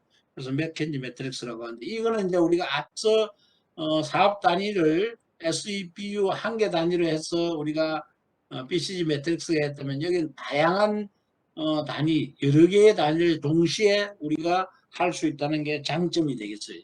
그래서 여기는 3x3입니다. 그래서 여기서는 한 축을 산업의 매력도 또 한 축을 사업의 경쟁력 정도, 경쟁사의 위치라는 거죠. 자, 산업의 매력도 안에는 우리가 이게 뭐 닮았냐면 앞서 했듯이 시장 성장률도 요 안에 변수로 하나에 들어가 있습니다. 들어가 있어요. 들어가 있고, 그 다음에 사업 경쟁력 안에는 우리가 앞에 했듯이 마켓시어, 시장 점유율도 들어가 있어요. 이 변수는 뒤에서 나옵니다. 그래서 여기서 보면 이 두 개의 매트릭스를 통해서 두 개의 변수를 통해서 3x3의 매트릭스를 만들죠. 그래서 높음, 중간, 낮음, 강한, 평균, 약함에서 그래서 우리가 산업의 매력도도 높고 경쟁력도 강한 요 위치에서는 우월한 사업이 되는 거죠. 사업이 되고 두 개에 다 하나가 평균이 될 때 우월한 사업으로서 성장을 추구해야 되는 거고 그렇지만 두 개에 다 평균에 해당하는 거나 그다음에 하나는 약한데 하나가 높은 경우죠. 이때는 예를 들면 산업의 매력도가 있는데 높은 데 반해서 경쟁력이 낮더라. 이럴 때는 우리가 물음표예요. 성장을 추구해야 된다는 거죠. 이것도 성장 추구에 들어가는 거고 이 물음표라는 건 이제 우리가 그냥 붙이는 거죠. 애칭으로. 그 다음에 중간 일대나 그다음 수익 창출 사업으로서 우리가 매력도가 낮은데 경쟁력이 강한 산업 이럴 때는 두 개는 계속 유지를 해야 됩니다. 평균 산업으로서 유지를 하는 거고 그 대신에 이제 우리가 평균과 약한 부분이죠. 매력도가 중간일 때 경쟁력이 약하거나 경쟁력이 중간일 때 매력이 약하거나 그다음 두 개 다 약한 부분은 사업을 철수해야 된다. 이렇게 이제 우리가 이 G 사업 심사법 매트릭스는 볼 수가 있습니다. 그렇게 판단을 하는 거예요. 여기서 우리가 앞서 이야기했듯이 요 산업의 매력도 안에는 다양한 변수들이 들어갈 수 있겠죠. 그렇지만 이 안에는 그 산업의 그 특성입니다. 매력이 있는가, 시장이 얼마나 큰가, 클수록 우리는 좋겠죠, 높겠죠. 성장률이 클수록 좋습니다. 매력도가 있는 거죠. 소요 자본의 규모도 클수록 매력이 있는 거죠. 자, 경쟁의 강도가 강하면은 낮아지는 거죠. 시장의 성장률이 이 하나의 매력도라는 건 더 큰 바운더리, 범위를 가지고 있는 겁니다. 다양한 변수들로. 그래서 요 이제 떡이 나오는 건 다양한 변수들을 우리가 연구를 할 때 늘 잘 수 있어요. 그리고 자기 기업에 맞는 걸. 그래서 일반적으로 봤을 때 이런 정도의 우리 변수들도 생각해 볼 수가 있는 거다. 사업의 경쟁력 정도, 경쟁상의 위치를 보니까 점유율이죠. 현재 우리가 얼마만큼 시장을 점유하고 있느냐. 이게 되는 거고 기술적 우위 정도 우위가 높다 그러면 상당히 우리가 경쟁력 정도가 센 거에 들어가죠. 제품의 스품질이 좋을수록 좋습니다. 경쟁력이 좋고, 원가가 쌀수록 가격 경쟁력이 높을수록 우리는 좋은 경쟁력 정도를 가질 수 있어요. 이런 변수들을 가지고 하나의 변수를 또 쓸 수도 있고 종합적으로 판단해서 그게 이제 계산을 해야 되겠죠. 가중치를 줘서 전체 나와서 이 위치를 찾는 겁니다. 따라서 전체 산업에서 내 위치가 어느 정도 되느냐에 따라서 그 사업 단위를 판단할 수가 있는 거죠. 그게 GE의 사업심사법이 됩니다. 점진적 조직법, emergent strategy 또는 incrementalism이라고 하죠. 그런데 우리가 이거는 시간을 가지고 조금씩 이렇게 수정해 가는 겁니다. 이렇게. 그래서 긴 시간 동안 기존의 전략을 조정해 가는 겁니다. 그렇게 요 전략은 상시적으로 우리가 사실은 모든 조직에서 거의 하고 있는 전략입니다. 사실은. 그래서 조직에서 발전을 위해서 우리가 전략이라는 걸 조금씩 개선해 가는 걸 안 하는 조직이 그 조직은 상대적으로 퇴보하고 망하게 되겠죠. 그래서 경영자는 장기적 목표를 염두에 두면서 조그만 문제를 극복해 가지고 배우고 기회를 하려고 하는 거, 개선해 가는 것. 자, 이걸 일본에서 우리가 카이젠이라 그러죠. 카이젠 개선제도 그런 것들입니다. 이런 것들은 하나의 전략으로서 우리가 장기적으로 기업에서 점진적 발전을 위해서 업그레이드를 또 많은 게 하고 있다는 거다. 이게 점진적 조정법입니다. 자, 다음은 이제 SWOT 분석법. 여러분들 이제 과제하고 관계가 되는 부분이죠. 이제. 그래서 조직의 어떤 조직 내부의 특성, 내부의 능력이죠. 능력적 측면에서 보면은 어떤 강점과 약점이 있습니다. strength, 강점, 약점, weakness 이런 겁니다. 내 약점과 강점이 뭔가 자기 자신을 알아야 되죠. 그럼 조직 외부의 환경적 내용은요. 외부에서 뭐 환경적인 경쟁자도 들어가고 다 들어가니까 내가 얼마만큼 기회가 있는가, 오퍼튜니티, 환경 요소에서 아니면 환경 요소를 통해서 내 기업의 조직에 위협이 되는 요인이 얼마나 있는가, 스트레이트죠. 그런 거를 찾아서 서로 대응을 2x2 매트릭스에 시킵니다. 내가 가진 역량의 강점과 약점, 환경 부분에 외부 환경에서 기회와 위협. 그래서 앞머리 글자를 따서 우리가 SO, ST, WO, WT 전략이라고 해야죠. SO는 뭐야? 강점과 기회. 그건 뭐 간단한 건 내 강점을 살리면서 외부 기회를 잘 활용하는 거. 그런 쪽에 전략을 세워야 되는데 기회를 포착해야 되는 건데 요거는 이제 그럴 때 우리가 성장할 수 있는 학대 전략을 짜는 경우가 많다는 거냐. 반드시 이런 건 아닌데 이거는 보면 참고로 이제 이게 소화본드에서 쓰란 겁니다. 그다음 ST 전략은 뭐예요? 내 강점을 살리되 환경적 위협을 우리가 회피해야 되겠죠. 위협을 피해가야 되겠죠. 그래서 이걸 안전성장, 성장을 하되 이런 위협을 피해서 안정되게 하는 그런 전략을 두어야 된다. W는 뭐예요? 나의 약점을 가지고 있지만 기회는 있더라. 그럼 내 약점을 극복하면서 그 다음에 외부 기회를 잘 포착해야 되겠죠. 그러면 내 약점을 극복하는 걸 위에 이렇게 돌아서 가는 거죠. 살 개발 전략이죠. 새로운 걸. 그래서 기회 쪽으로 가는 걸. 그래서 위에 개발 전략. WT 전략은 뭐요? 내 약점과 위협이 있을 때, 그럼 약점도 극복하고 위협도 회피할 수 있는 이런 거죠. 그러면 이런 경우의 전략들은 굉장히 쉽지 않겠죠.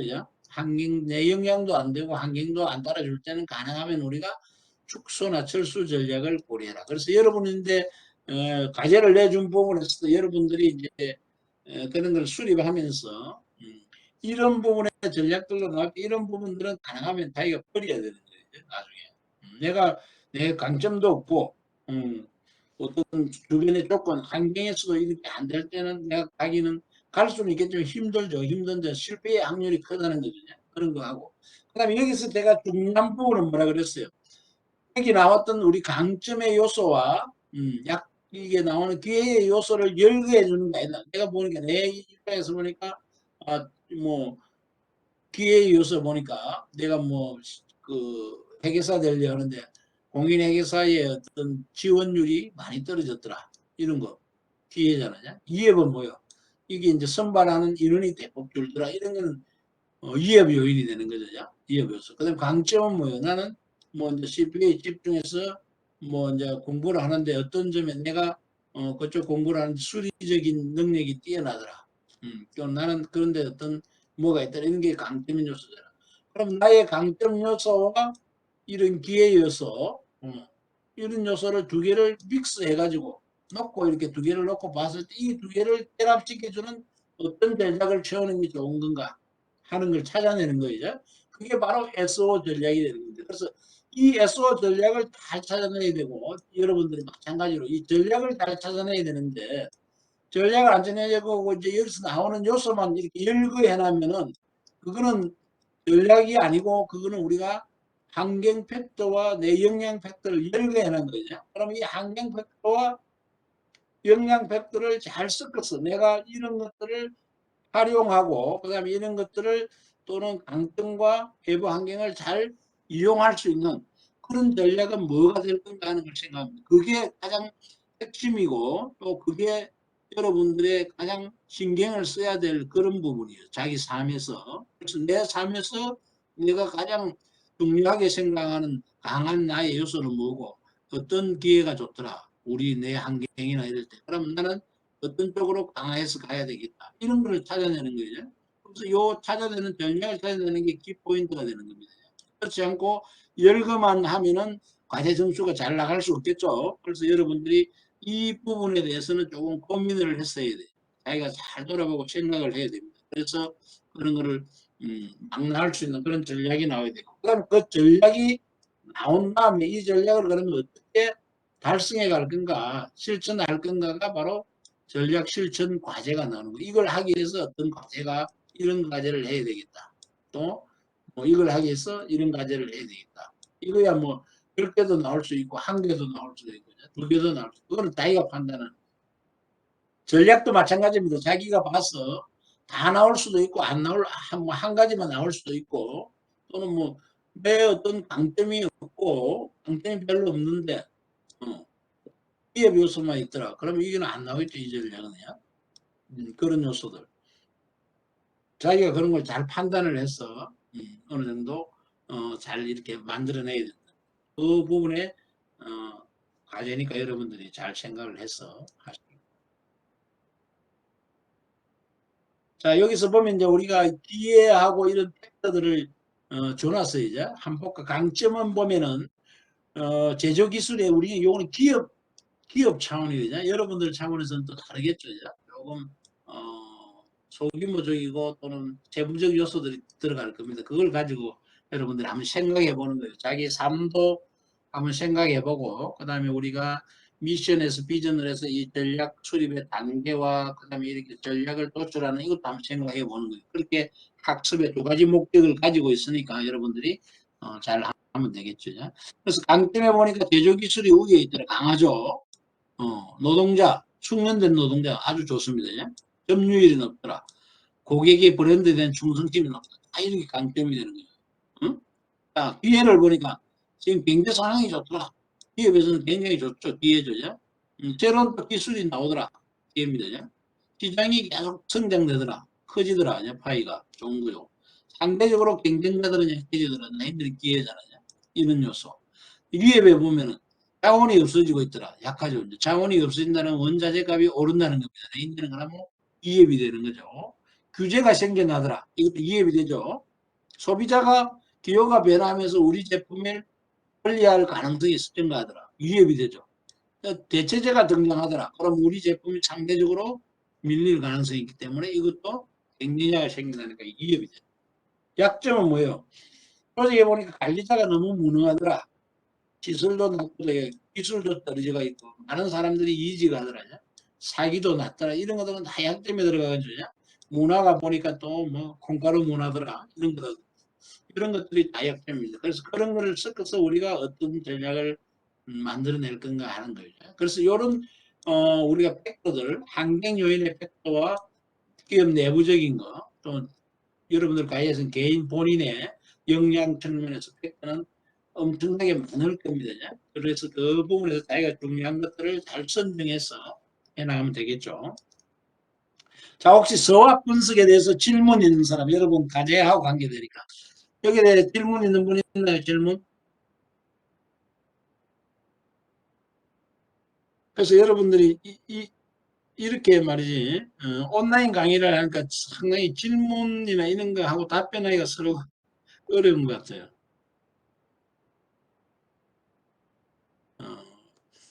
질문이 없다면 넘어가고 또 개인적으로 질문하셔야 됩니다, 나중에. 다음은 포트의 보는작 전략입니다. 사업, 이제 비즈니스 레벨로 내려왔던 사업 전략으로 경쟁에서 어떻게 이길 건가 하는 겁니다. 그래서 포트는 크게 우리가 두 가지, 시장의 범위가 어떠냐, 넓었냐, 좁았냐, 아니면은 내 경쟁의 원천, 내가 경쟁의 원천이 코스트, 비용 쪽에 있는가, 아니면은 내가 가진 새로운 제품을 만들어낼 수 있는 역량, 그러니까 내 제품이 상대 경쟁사보다 차별화될 수 있는 역량, 제품의 독창성이 있는가. 이 두 가지가 경쟁의 원천의 하나의 변수가 되는 거죠. 그래서 이 변수를 중심으로 우리가 했을 때는 비용의 중심으로 갈 때는 우리가 코스트 리더십 스트래티지를 해서 원가 우위 전략이 됩니다. 근데 제품의 독창성을 중심으로 갈 때는 우리가 differentiation strategy, 차별화 전략이 되죠. 내 제품을 차별화하는 거예요. 그게 되고.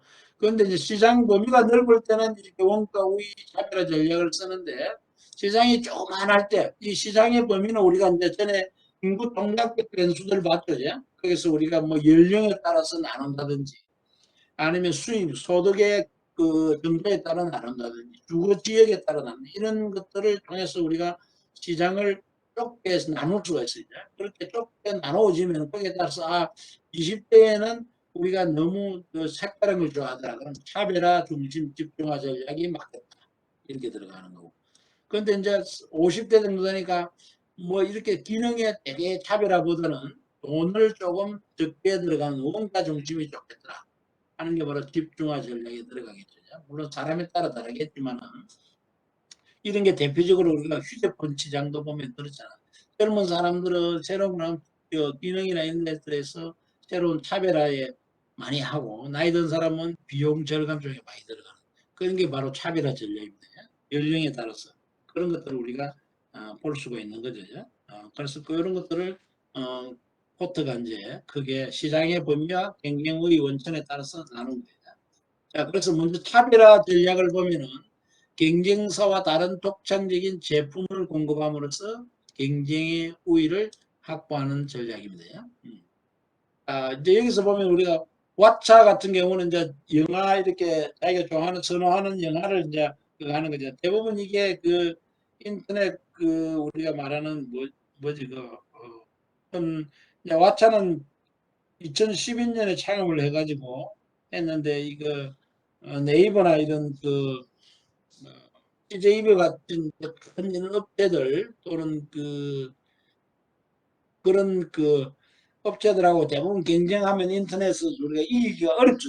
그런데 왓챠 같은 경우는 고객의 어떤 별점을 부여해주는 이런 제도를 통해 가지고 오히려 왓챠가 그 분야에 선도적 위치를 차지하는 거죠. 그런 그 대부분. 그래서 이제 이 부분이 자기들이 차별화가 돼가 있는 거죠. 그래서 대부분 우리가 이런 데 가보면 이제 우리가 그 네이버나 이런 업체들은 포털 업체들이 포털 업체들이 이제 우리가 사실은 이기기가 쉽지 않잖아요. 그렇지만 왔다는 그런 걸 차별화해서 어, 실질적으로 이기고 매출 1위를 2019년 18년에 보면 엔터테인먼트 카테고리 중에서 그 앱 중 매출 1위를 기록한 데가 왓챠고 그 다음에 19년도에 보니까 약 500만 명 정도의 가입자를 가지고 있다. 이런 게 바로 차별화 전략입니다. 자, 우리 콜게이트 같은 경우는 실패한 거예요. 콜게이트는 원래 두 가지 종류의 치약만 만들었는데 이 사람들이 하다가 나중에 보니까 기존에 하다가 치아 미백용 뭐 다른 데는 치석 제거용 다양한 제품을 만드는 거예요. 그러다 보니까 어느 순간에 콜게이트의 치약은 없고 다 가보니까 뭐 다른 제품들하고 섞여가지고 콜게이트 고유의 어떤 그런 게 없는 거예요. 그래서 다시 일반화가 되어버렸죠. 그래서 콜게이트는 나중에 다른 치약들을 다 이렇게 적게 됩니다. 적고 차별화 전략을 자기들이 취소를 하게 되는 거죠. 그런 게 바로 콜게이트에서 실패 사례로 경우입니다. 다음은 원가 우위 전략. 원가를 낮춰가지고 경쟁사보다 저렴하게 한다. 그럼 이거는 핵심은 우리가 어떻게 하면 코스트를 다운시킬 건가 하는 거거든요. 운용의 개선을 가져오든지 자국난 원재료를 싸게 들어오든지 자국난 이렇게 해서 경쟁력을 가지는 거예요. 그러니까 대표적인 게 우리가 대형마트들, 이마트, 그 다음에 롯데, 홈플러스, 뭐 wal마트 이런 데죠. 다 이런 데는 뭐냐? 가장 저가라는 딱지를 많이 붙여놨잖아요. 이게 바로 원가 우위 전략을 추진하는 거예요. 그러면 이런 데는 물론 이제 아무튼 거기에서 뭐 공급업체들을 이렇게 해서 자기들이 유리하게 가는 그런 것도 있지만은 대부분 이제 이런 거는 원산지에서 중간상 없이 바로 제품을 들어오게 한다든지 이런 식으로 해서 우리가 비용의 마진을 비용에서 나오는 그런 코스트를 줄이는 거죠. 줄이는 겁니다. 자, 이런 전략으로서 우리가 여기 이제 나오는 게 GS 같은 경우에 실질적으로 홈쇼핑에 이제 기존에 우리가 GS 이 뭐야 소비 GS 소비 홈쇼핑이죠. GS 같은 경우도 이제 홈쇼핑에서 우리가 이렇게 했었는데 기존의 이 홈쇼핑에서 우리가 세 개 업체 정도가 이제 이게 이제 홈쇼핑에 나오면서 서로가 이제 이렇게 이렇게 뭐 유지를 하면서 있었는데 이 홈쇼핑 업체들이 늘어나요. 그죠? 이게 7개로 늘어나면서 결론적으로 업체가 생겨나다 보니 경쟁이 치열해지는 거죠. 치열해지면서 대부분 이게 이제 저가 경쟁으로 가게 돼요. 저가 경쟁으로 코스트 리더십 쪽으로 가게 되는 거죠. 음. 이렇게 이제 가다 보니까 문제가 생기니까 거기서 나온 게 뭐냐 바로 이 집중화 전략이 있는 겁니다. 그러다 보니까 이 홈쇼핑들이 각각 자기들이 맞는 차별화된 제품들을 만들어내려고 노력을 합니다. 그게 바로 집중화입니다. 우리가 그래서 원가 우위에서 저가로 가면 서로 쭈레디 심하잖아요. 경쟁에 의해서. 그래서 이거는 앞서 이야기했듯이 인계, 동계학제 그런 조그만 시장들이나 이런 데서 이런 업계 중심에서도 경쟁사보다도 어떤 내가 비용적인 우위를 가지든지 아니면은 차별화된 제품을 가지든지 해서 집중적으로 어떤 시장을 노리는 거예요. 여기서 홈쇼핑에서도 마찬가지 자기들이 홈쇼핑이라는 어떤 첫 분야에서 차별을 하는 거죠. 그래서 리차드 차이라는 이 친구가 GS 홈쇼핑 마찬가지입니다. 그쪽으로 유역됐으니까는데 이 사람이 이제 디자인으로서 그런 걸 지원을 해준 그런 사례를 이야기를 여러분 책에 하고 있는 겁니다. 그래서 이런 것들이 바로 집중화 전략이 되는 겁니다. 다음은 이제 PLC, Product Life Cycle 쪽으로 해서 제품 수명 주기. 앞서 얘기했던 우리가 제품이 이런 도입기, 성장기, 성수기, 쇠퇴기를 이렇게 거쳐간다는 겁니다. 그래서 제품이 서비스가 가는 마치 이제 생명과 같은 단계를 밟는다는 주장입니다. 이렇게 살아서 이렇게 가고 있다는 거예요. 이렇게 도입돼서 성장하고 성숙되면 우리 인간의 어떤 삶과 비슷하죠. 그런 게 바로 이만큼 이제 매출액이 이렇게 쭉 이렇게 도입해서 성장 성숙해 가면 이익도 이렇게 쭉 같이 간다는 거예요. 그 이야기를 하고 있는 겁니다. 그렇게 이렇게 대부분 가는데 자 우리가 이런 걸 보면서 제품 수명 주기에서는 우리가 사실은 이 도입기, 성장기, 성숙기, 쇠퇴기에 써야 될 전략이 달라 있는 거예요. 이제 도입기 같은 경우는 우리가 뭡니까? 사실은 처음 제품이 들어오니까 기존의 R&D 비용이나 이런 게 많이 소요가 됐죠. 소요가 됐고 처음에 이제 제품이 왔으니까 마케팅 비용이 올라갔죠. 광고나 홍보를 해서 제품을 알려야 되니까 그러다 보니까 우리가 생각보다는 제품 가격이 올라갈 수밖에 없는 거예요. 그런 측면을 하고 상대적으로 처음 들어오니까 매출액은 낮잖아요. 그래서 상당히 어려운 시기가 도입기에 잘못하면 이제 이런 데서 성장기로 못 가면은 이 제품 자체는 사라지게 되는 거죠. 그럼 성장기는 뭐요? 어느 정도 성장을 해서 이제 이익이 들어오기 시작하는 거죠. 그러다 보니까 내가 잘 되니까 다른 경쟁사들이 출연을 하게 됩니다. 경쟁사들이 들어오게 되는 거예요. 그러면 나는 뭐 해야 돼? 다른 경쟁사보다 차별화된 어떤 좀 더 사회 신뢰성이 있는 이런 제품들을 만들어야 되겠죠. 그런 게 기업의 전략으로서 들어가야 됩니다. 자, 성숙기. 자, 성숙기는 굉장히 최고 피크에 해당되는 피크이죠. 많은 업체가 들어요. 그러면 이때는 이제 코스트 리듀스 쪽으로 비용을 더 저렴하게 하는 쪽으로 전략이 나오겠죠. 가격을 깎아준다든지 아니면 또 새로운 제품으로 도약을 하기 위해서 R&D 투자 비용이 증가하게 되는 거죠. 그런 데 맞는 전략을 수립해야 되겠죠. 자, 세태기에는 뭐예요? 새로운 이제 세태기로 가면 여기서 벗어나야 되겠죠. 벗어나기 전에 새로운 제품을 우리가 개발하든지 새로운 기술을 개발하든지 그다음에 뭐 구매자의 어떤 기호의 변화를 하든지 경쟁자가 더 증가하든지 이런 현상이 나타나는 거예요. 여기서. 그럼 새로운 기술을 개발해서 벗어나든지 아니면은 문을 이렇게 이제 세태에서 없어져야 되는 거예요. 도태돼야 되는 거예요. 자, 기업 입장에서 그러면 어떻겠어요? 이 제품이 성장해 가는데 여기 세태기까지 와서는 우리가 경쟁력이 없겠죠. 그래서 기업은 이게 도입이 돼 성장 성숙기 정도 되면 또 R&D 투자해서 새로운 차별화된 제품이나 자기의 독창성을 가진 제품을 또 개발해서 이렇게 가야 되겠죠. 이렇게 겹치면서 또 이렇게 겹치면서 자꾸 이렇게 가면서 성장 발전해 가는 거죠. 그게 기업의 하나의 장기적 전략이 돼야 되겠죠. 그러니까 이제 이런 거는 뭐냐, 모토로라 같은 경우는 아날로그에 집착을 해서 디지털로 바뀌는데 그렇게 해서 결론적으로 모토로라가 어려워집니다.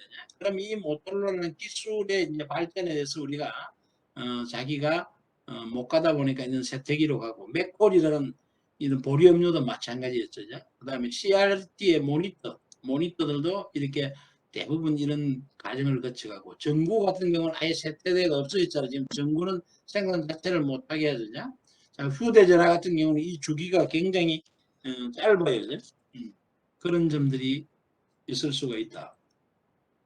그래서 수명 주기 이론에 보면 우리가 어려운 건 뭐예요? 주기의 파악이 어렵다는 거예요.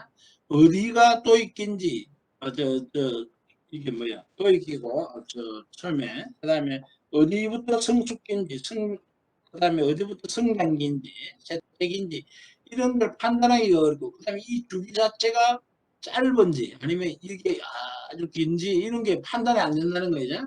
이게 굉장히 어렵다는 거예요. 그 앞서 이야기했던 맥콜 같은 경우는 이게 굉장히 짧아요. 주기가. 짧지만은 또 다른 제품들 휴대폰에 또 휴대폰도 짧은 데 들어가겠고 다른 앞서 나왔던 제품들 중에서 그다음에 뭐 모니터도 그렇게 긴 거는 아니겠고 또 이런 게 긴 제품들이 있겠죠. 그런 거 하고 이렇게 주기 파악이 어렵다. 그다음에 S자 주기 후 재주기가 반복하는 지속 성장하는 경우 그러니까 앞서 이야기했듯이 이게 우리가 수명 주기 보면 이렇게 성장을 쭉 해서 이렇게 가서 사라져야 되는데 아니고 다시 여기서 도약하는 경우 그게 이제 있는데 우리가 세탁기 같은 경우 옛날에 드럼 세탁기가 나오면서 일반 세탁기가 이렇게 성축기를 접어들어서 가다가 이 드럼 세탁기가 전기도 많이 먹고 세제도 비싸고 그 다음에 뭐 또 여러 측면이 이제 또 뭐 안 먹는 측면이 있었죠. 객도 비싸고 이런 점들이 있다 보니 고객들이 드럼 세탁기를 뺏어가는 거예요. 다시 일반 세탁기가 다시 살아나는 거예요. 그런 경우를 이제 예를 드러난 겁니다. 그다음 여기 나오는 이 인텔 같은 경우 구글과 해외에서 태그 호이어 커네딕트 같은 이것도 이제 기존의 제품인데 이걸 아주 고가로 해서 우리가 태그 2009년에 15년에 약 200만 원 정도 다른 제품에 비해서 굉장히 비싸죠. 이 태그 호이어가. 그러면서 이것도 이런 데서 다시 살아나는 게 그다음에 이런 상품 자체의 주기가 아닌 대상 시장의 변경 같은 경우는 뭐 있어요. 대표적으로 럭셔리 제품 있죠. 프라다나 뭐 리비통 구찌 이런 거죠. 이런 것들이 보면 이거는 뭐냐면 이런 주기에 따라서 하는 게 아니고 시장에 따라서 예를 들어서 이게 미국이나 유럽 같으면은 이미 성숙기에 들어있는 시장이 되고 그러다 보니까 성숙기에서 나오는 거 있잖아요. 가격을 우리가 경쟁을 해서 뭐야 이게 할인 행사도 많이 하고 이런데 가격도 싸지고 그렇지만 우리나라는 뭐야 성숙기의 후반기에 있어요. 그러니까 우리나라에는 유독 비싼 제품들이 들어오면은 가격 행사 같은 거 안 해요. 이제 문화 행사나 이런 건 하겠지만 가격은 더 올리고 해도 잘 팔리니까 그런 거고. 중국이나 이런 동남아 이런 데는 성숙기의 초기 단계에 해당합니다. 그러면 아직까지 제품을 많이 알리기 위해서 마켓 활동이나 이런 걸 많이 하는. 그래서 이렇게 각 시장에 따라서 이런 게 달라지는 이야기가 그런 이제 변형된 형태가 그런 데 적용이 되는 거고. 그다음에 뭐 이런 슈퍼잼 같은 경우도 마찬가지죠. 그 영국의 브레이저 도이트라는 친구가 옛날에 이제 우리 슈퍼잼이 쭉 나와서 이렇게 거쳐 가다가 이게 설탕이 너무 많이 들어갔다 해서 고객들의 예면을 받는 순간에 도이트 이 친구가 순수 과일로 된 잼을 만들잖아요. 만들면서 일약 엄청난 그 억만장자가 되잖아요. 그게 다시 이제 제품이 되돌아 가는 그런 거예요. 그죠? 이런 것들이요. 이런 게 명품 앞에 이제 이런 이야기를 했고, TV 같은 경우도 마찬가지입니다. 그런 게 이제 우리가 새로운 그 변화인데, 그래서 이제 제품 수명 주기가 안고 있는 거는 이런 주기의 파괴 어려움이나, 그 다음에 재주기 반복되는 경우, 이제 이런 경우도 생겨나고, 이 주기가 실질적으로 언제 시작되고 그 범위가 어느 정도인지 하는 판단이 굉장히 어렵다는 거죠. 그래서 우리가 이 제품 수명 주기가 역동성은 가지지만 활용하는 데는 상당히 한계가 있을 수가 있다 하는 겁니다. 자, 이렇게 해서 우리가 전략적 부분을 마치고 다음 부분으로 가겠습니다. 혹시 전략 부분에 대해서 여러분들이 질문 있는 사람?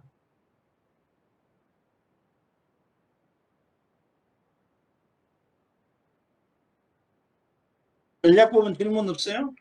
없으면은 지금 한 1시간 남았으니까 우리가 조직 오늘 조직 부분으로 들어가서 조금 보고